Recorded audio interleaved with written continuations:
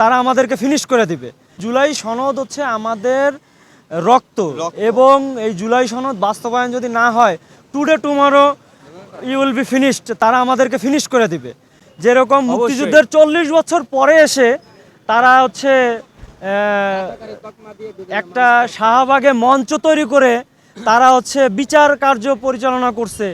তো এইরকম দেখা যাবে যে ভবিষ্যতে কোনো একটা সময়, টুডে টুমরো হয়তো বা 5 ইয়ার্স বা 10 ইয়ার্স পরে তারা করবে কি, যে জুলাই যোদ্ধাদেরকে ধরে ধরে নিয়ে এসে তখন তারা ফাঁসিতে ঝুলাবে।